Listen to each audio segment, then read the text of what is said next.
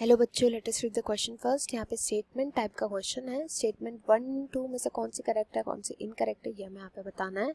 Statement 1 में बोला गया है by the end of diakinesis the nucleolus and the nuclear envelope disappears. Statement 2 में बोला गया meiosis is a mechanism by which specific chromosome numbers are maintained across generations even though the process reduces chromosome number by half।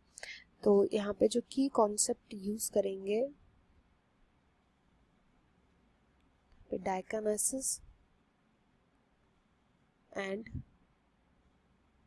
meiosis दोनों की study करी जाएगी। सबसे पहले आता है स्टेटमेंट 1। स्टेटमेंट 1 में बात करी गई है कि डायकिनेसिस के एंड होने तक न्यूक्लियोलस न्यूक्लियर एनवेलप जो होते हैं वो डिसअपियर हो जाते हैं, which is a correct statement. तो देखो डायकिनेसिस जो है ये पार्ट है, meiosis का ही पार्ट होता है ये। meiosis के प्रोफेज 1 में देखने को मिलता है। प्रोफेज 1 का लास्ट स्टेज है ये, लास्ट स्टेज जिसकी यहाँ पे पिक्चर भी है। तो इस लास्ट स्टेज में क्या देखने को मिलता है कि जो न्यूक्लियर एनवेलप होता है, न्यूक्लियर एनवेलप के साथ साथ न्यूक्लियोलस इसी स्टेज में डिसअपियर कर जाते हैं। डिसअपियर करने के साथ साथ यहाँ पर जो क्रोमोसोम्स होते हैं आप देखोगे कितने क्लियर विजिबल हैं। तो यहाँ पे क्रोमोसोम्स होते हैं क्योंकि वो कंडेंस कर जाते हैं बहुत, क्रोमैटिन फाइबर जो होता है वो बहुत ज़्यादा कंडेंस हो जाता है, तो इसलिए क्रोमोसोम जो होते हैं यहाँ पे वो विजिबल होने लग जाते हैं डायकिनेसिस के एंड तक आते आते। तो ये प्रोफेज 1 के डायकिनेसिस में देखने को मिलता है, तो ये करेक्ट स्टेटमेंट हो जाएगी।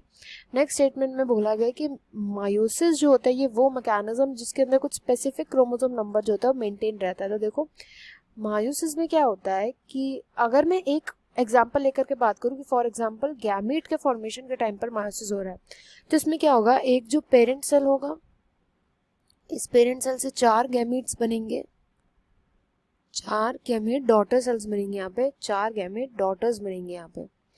तो इसमें क्या होगा, जो पेरेंट का जो क्रोमोसोम है यहाँ पे, क्रोमोसोम नंबर तो यहाँ पे हाफ हो जाएगा। जो भी क्रोमोसोम इसके पास होगा उसका आधा जो होगा वो डॉटर्स के पास प्रेजेंट होगा।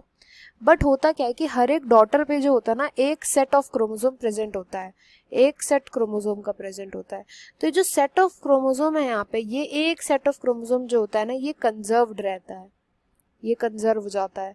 इसलिए ऐसा बोला गया है यहाँ पे कि ऑल्दो जो क्रोमोसोम नंबर है वो हाफ तो जाता है, बट स्टिल सारा क्रोमोसोम नंबर ना रह करके, सारा क्रोमोसोम जो होता है वो ना कंजर्व करके specific amount of chromosome numbers जो होता है उसको कंजर्व करता है।